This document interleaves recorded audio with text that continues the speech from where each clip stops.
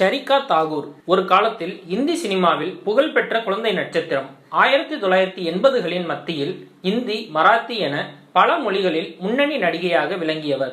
தனது முதல் மனைவி வாணி கணபதியுடன் கருத்து வேறுபாடு ஏற்பட்ட காலத்தில் சரிகாவின் துணை கமலுக்கு ஆறுதலாக இருந்தது.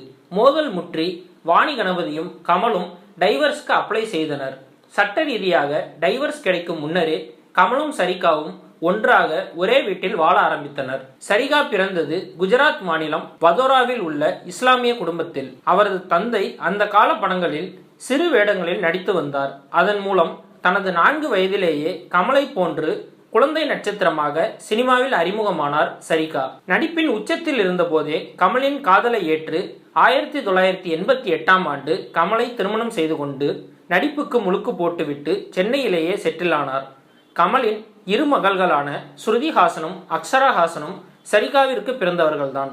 கமலை திருமணம் செய்தது முதல் சரிகா நடிக்காமலே இருந்தாலும் கமல் பணியாற்றும் படங்களில் காஸ்டியூம் டிசைனராக பணியாற்றினார். அந்த வகையில் 2000ஆவது ஆண்டு ஹேராம் படத்தின் காஸ்டியூம் டிசைனரான சரிகாவிற்கு தேசிய விருது கிடைத்தது. நன்றாக சென்று கொண்டிருந்த இவர்களது வாழ்க்கையில் பல்வேறு கருத்து வேறுபாடுகள் எழுந்ததை அடுத்து 2004ஆம் ஆண்டு டைவர்ஸ் பெற்றார் சரிகா.